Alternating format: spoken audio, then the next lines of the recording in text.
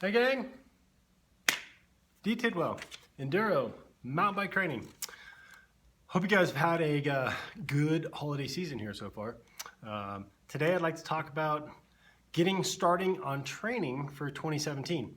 Now, I would imagine that all of you, including myself, this guy likes to perform better each year than the year prior, whether it's skills, fitness, you name it, we do want to get better. So part of that is training. Again, whether it's skills or fitness, cardio, strength, whatever, you need to train your way there. And this is the appropriate time to begin building the pyramid, the performance pyramid I call it, where we work on flexibility, stability, mobility, and posture this time of year. And then come January, we build in it more 3D integration, more stability, and we start working into our base miles, strength, and then power, getting into those programs as summer begins, kind of in May, June-ish type of thing, really prepping you up and having you nice, strong, stable, mobile, flexible, full of balance, full of the ability to move well on your bike through October, with as little injury as possible and with maximum results as possible as well. So in my performance pyramid, which is part of this article, again, we're working on creating stability. Now, one of the biggest issues for all of us this time of year is our hips, and it is for everybody always a cyclist because we're so single planar in our movement. A lot of, excuse me with no head, but a lot of hip flexor tightness, weak glutes, weak abs, weak erector spinae muscles. Those are all things we want to begin to address now.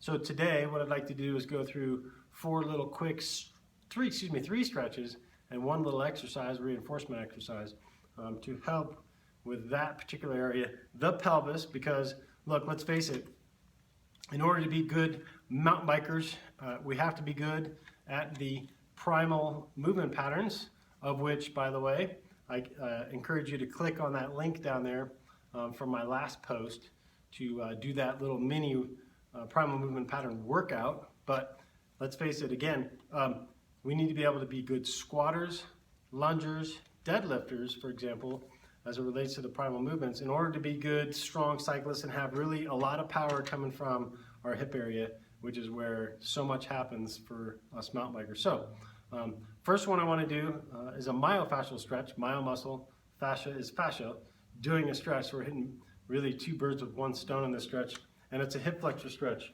So let me grab my mat here.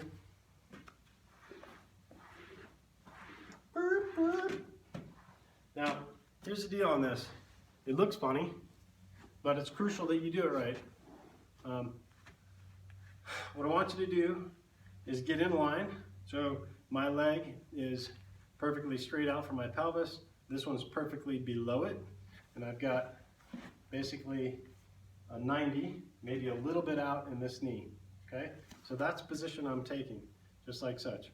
Now, here's the deal. When you first start this, what I want, and I'm going to tuck my shirt in so you can see the action of my pelvis. Yeah, I can scoot it a little bit here too. So from here, I want you to lean forward and put your arm on. So I'm nice and straight. I'm not open, I'm not closed. My body is sitting right on, say, middle quad. Now watch what I'm going to do, and this is the most important part. Most of us used to go like this to stretch a hip flexor. That's different. That's not what I'm looking for. I want you to tuck your pelvis as much as you can tuck it. I just tucked my pelvis underneath me, and instantly you should feel a deep stretch in that hip flexor and that psoas. So I've got a big stretch in my hip flexor right here. I'm going to push the crown of my head to the ceiling, so I'm creating uprightness while leaning on this leg and really focusing on tucking. Okay. Now to increase this stretch, I can push my leg out and push my ankle to the floor. So the front view on that is, here I am, I've tucked, I'm upright, there's my ankle, see my ankle? It's out, and then I push my ankle to the floor. That'll also increase your stretch, okay? So we did phase one, step one, which is here. Step 2 to increase it is here. Step 3 to increase it would be to straighten my right arm, because it's my right leg getting stretched. I Spider-Man and I reach, okay? Again, tuck, step 1. Step 2, ankle out. Step 3, I reach. You can see my scapula, reach. I'm reaching and I'm still pushing and I'm still tucking the whole time. That'll also increase. Step 4 to increase it even further, other arm, straight out, okay? Other arm, I'm reaching, my head's going to the ceiling, I'm pushing my ankle out, I'm tucking my butt, I'm doing all of that at the same time. Just like this, double Spider-Man, okay? Reaching up. And you hold this for 30 seconds, do it the other side, and then repeat again. So I like to do it twice. Do it more on the tight side. My right's tighter than my left, so I go right, I do my left, I come back and do my right again, okay?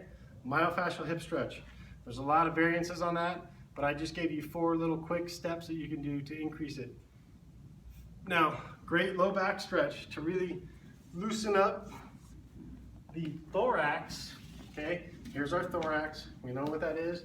We get a lot of tightness in through here in this thoracic lumbar junction, we call it, which is about right here.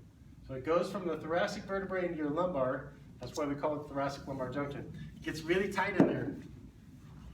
From seated workplace, from position of the bike, etc. So take a foam roller, a block, anything where your leg can be up, okay? I want about 135 degrees, and I want 90 degrees in the bottom leg, okay? Can you see that? I'm gonna put my ankle on top of that down knee. Now, I'm gonna lay down, I'm gonna go hands behind my head. Now, check this out. If I were to stay here, you can notice, and I'm going to spin around, you'll notice that if I go here, I'm in extension. My spine has extended backwards. I don't want to extend backwards. So what we call is we give it credit. So if I'm here, I'm going to bend forward a little bit. So as you can see, my spine is flat and even rounded. Because what I'm going to do is push my right knee and right ankle into the floor in my knee, and then I'm going to turn. I'm going to open up, I'm going to keep breathing, but I'm applying a pressure on this all the way down. And all the while I'm making sure I don't go into extension, but I stay with that credit in flexion, okay? So I'll do that a lot, just kind of monitor where my spine is as I open and I'm breathing and I'm pushing down on my roller. I'm pushing down. I'm gonna come forward a little bit, give myself some credit. I'm gonna open up, pushing my foot, my knee, my opposite foot, all staying down. This is all stationary. Giving myself some credit, and I'm opening and I'm breathing. Okay, so I come back. The first time we'll do 3 sets of 30 seconds. The first time is easy, second time is medium, third time you kind of go after it and you kind of try to be aggressive. Aggressive smartly, please. So again, credit. This time I would go harder. Pushing down, trying to get my right shoulder to the floor. Okay, again, watching that credit, making sure I'm not going into extension, okay? Then of course I would do the same thing on the other side. And again, my right side's tighter than my left. So I would go right, I would do my left, I'm gonna come back and do my right again, okay? Those are awesome. I didn't realize, by the way, until this, about 3 weeks ago, how tight this was on me after seeing Dr. Devoyer, one of the smartest people on the planet, in my opinion. And as a student of his, I'm getting corrected by him. My pelvis and low back over the last 3 years has been chronically tight. And it's not until the last few weeks that this has really opened that I realized how tight I was. So use that one. Now, from low back, let's go into the deep glute, which is really easy. So we can hit the deep glute fibers by crossing the leg. So I've got 90 degrees. I'm going to grab the other one. I'm going to turn my feet out. So each foot is turned out and my head rests. And I'm going to gently draw my leg toward me. Now, the thing that we do typically on this that's wrong is we let our sacrum, the bottom sacrum, or the sit bone, come off the floor. So if I imagine that when I lay on this mat, that a piece of Velcro that goes from my spine to the end of my tailbone has met each other, right? The one side, the sticky sides have met, and I go like this, I should not hear any kind of rip noise from my spine separating from that piece of Velcro, okay? So I'm here, I'm literally gonna push the bottom of my sacrum to the floor while I pull, and it's gonna make a world of difference in how you get a huge stretch out of this glute, okay? So again, 30 seconds, feet are turned out, that brings in more of a myofascial component, or fascial component. I'm gonna gently draw it in. You can't tell because it barely moved, but it moved a little bit. Keeping that flat, and I'm just gonna hold that for about 30 seconds and then switch sides. You know, and don't make any comments about static stretching and all this kind of stuff. It's different when we're working myofascially than if you're just holding a muscle stretch for, you know, 2 minutes or whatever. I don't really care. We're trying to correct things here, okay? So we're trying to correct and create actual structural change at the muscular level, and sometimes you have to use static stretching to make change, all right? So look, I know how it works, so I'm just trying to teach you some good techniques. Use these techniques, you'll see how much it makes a difference for you. Okay, so there's your deep glute. Of course, do the other side. Again, my right side is tighter than my left, so I would go right, left, right. Do it until you're symmetrical. Now the last thing, to kind of bring it all together, because we have a thing called, a law called reciprocal inhibition. If my psoas, okay, or my hip flexors are tight, it reciprocally wants to inhibit my glutes, okay? So it makes my lower back and my hamstrings overwork. So we just shut our hip flexors down by doing our first hip flexor stretch, okay? Then we did our lower back stretch. So we took some time to separate our upper body from our lower. So really providing a shutdown mechanism for our low back, so to speak. And then our glutes are typically weak, right? They're flaccid. So we're gonna finish with a little Swiss ball prone cobra to bring them all together as a team, because we want to make sure that the glutes know how to extend the trunk like they're supposed to. So we can do a prone cobra where my lower back is involved, but my glutes are the ones that are holding me in this position because they have the advantage to hold the mass of my upper body, which is hanging over the Swiss ball in this position. Okay, so my legs are straight, I'm on my toes, my chin is tucked. I'm gonna think about pushing my head that direction and my tailbone that direction, so I'm elongating myself. And now I'm gonna go from here to here where I'm at 45 degrees. My thumbs are up, my palms are facing forward. So I look like this. Now, what you'll notice if you look in a mirror, is you can see this is down. For me, that feels about right, but I can see that I need to get my shoulder blades together because my right shoulder blade is not pulled to my spine like my left is. So my right shoulder blade is my weak, my right shoulder arm is my weak side. So that makes sense that I'm lower. I need to proprioceptively be aware that to get that here. So we just hold this position for up to a minute, really squeezing those glutes, squeezing my shoulder blades down and together, keeping my head neutral. Okay, you hold that up for a minute.